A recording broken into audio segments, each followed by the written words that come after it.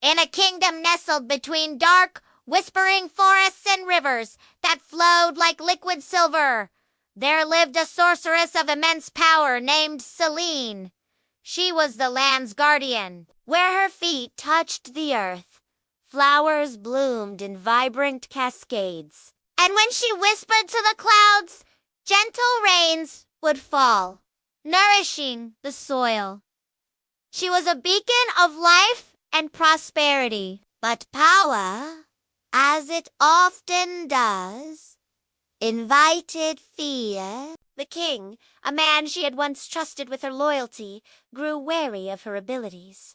He saw not a protector, but a threat. And in his fear, he committed an act of unspeakable cruelty. He ordered his soldiers to march upon her sanctuary, to set her beloved forests ablaze. The flames consumed everything she held dear.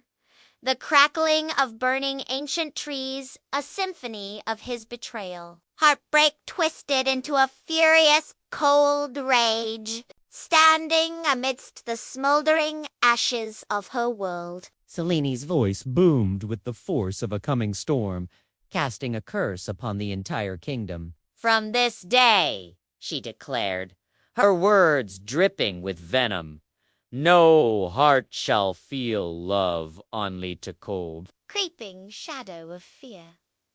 Instantly, the world around her contorted in agony. The remaining trees withered, their branches twisting into skeletal claws. The silver rivers turned black, choked with despair.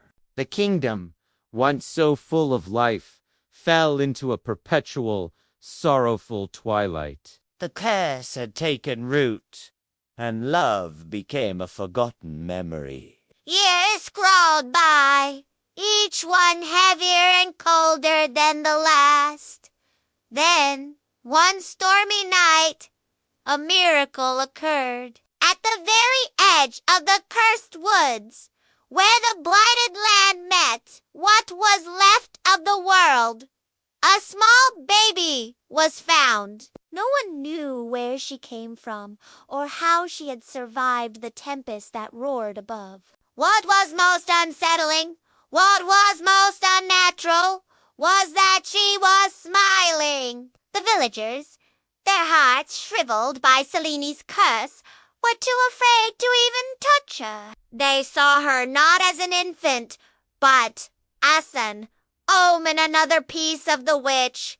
Esse malevolence. They backed away, leaving her to the mercy of the elements. But from the depths of the forest, Within her dark, imposing castle, Selene was watching. Her magical senses had detected this anomaly. As she gazed upon the smiling baby, something deep within her, a feeling she had long believed to be dead and buried, begun to stir.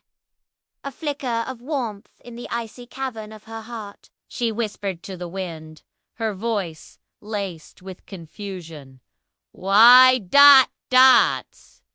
Why does this child not fear me?" Driven by this strange new impulse, Selene glided through the gnarled trees and gently lifted the infant into her arms. The baby didn't cry. She simply gurgled and reached a tiny hand toward Selene's face. In that moment, a decision was made. Selene took the child back to her castle, a fortress hidden from the world of men. She named her Alara. At first, Selene's intentions were purely protective. She would keep this innocent child safe from the very humans who had betrayed her and would surely harm this little one. But as the years melted away, that protective instinct blossomed into something deeper, something she hadn't felt since before the fire. Love. Alara became her daughter in every way that mattered. Alara's childhood was a magical tapestry. She grew up in a world where flowers would whisper secrets on the breeze, where birds glowed with an ethereal light as they sang, and where the dark rivers would learn to sing again.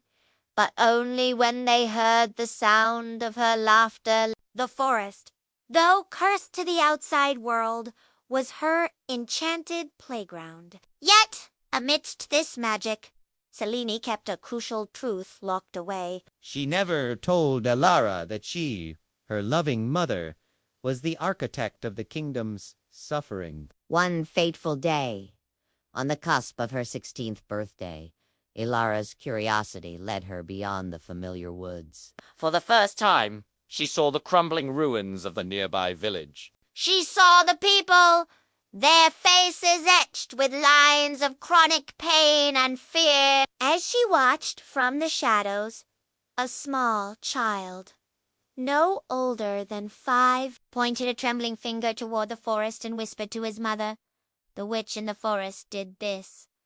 The word struck Elara like a physical blow. Her heart, so full of love and wonder, shattered into a million pieces. She turned and ran, tears blurring the path home, the cruel reality of her world crashing down upon her. She burst into the castle, her voice choked with sobs. "Mother," she cried, "is it true? Did you curse them?" Selene stood silent, the weight of centuries of sorrow pressing down on her. The lie she had maintained for so long had finally crumbled. She couldn't meet her daughter's eyes. Yes, she finally admitted, her voice a ghost of its former power. I did, because they destroyed everything I loved. Elara, through her tears, stepped forward and took her mother's cold hand. Her touch was warm, full of the love Selene herself had nurtured. But they didn't destroy everything, Elara said softly. You still have me. That night, with a new, heavy resolve in her heart, Elara stood alone in a moonlit clearing. She closed her eyes and made a wish. A selfless plea to the cosmos. Please, she whispered to the silent moon, take my heart, if it can end this curse. As if in answer, the moonlight intensified, growing brighter and brighter until it wrapped her in a cocoon of pure silver light. Inti Castle Selene awoke with a start, a sudden, chilling premonition seizing her. She rushed to Elara's room, only to find it empty. She followed the trail of light to the clearing. There, she found Elara lying peacefully on a bed of newly bloomed, glowing flowers. She was still, her chest no longer rising and falling. At that exact moment, Selena felt Italiano. The curse was gone. She could feel the pulse of life returning to the land. Through the trees, she saw the first hints of green returning to the withered branches. The rivers, she knew, were clearing, turning from black back to silver. The world was healed, but her own world was broken. Selene fell to her knees, the first genuine tears in centuries streaming down her face. A raw, guttural cry of anguish escaped her lips. She had lost the one person who had managed to penetrate her armor of hate, the one soul who had taught her how to love again. But as the morning sun crested the horizon, bathing the newly vibrant forest in a golden glow, she heard a voice. It was soft and warm, carried on the breeze, and it sounded just like Elara. Don't cry, Mother, it whispered. I am part of. Now I am in the leaves, the water, and the air, and love will live here forever. The next spring, in the very heart of the once cursed forest, a single perfect white rose bloomed. The villagers, now free and able to feel love once more, would say that when the wind rustles the leaves of that forest, you can still hear the faint, joyful sound of Elara's laughter. This story reminds us that even the darkest, most broken hearts can learn to love again. And that sometimes it only takes one pure, selfless soul to heal a world that has forgotten what love truly means. Thank you so much for journeying with me through this story. If it touched your heart, please consider liking the video and subscribing to the channel.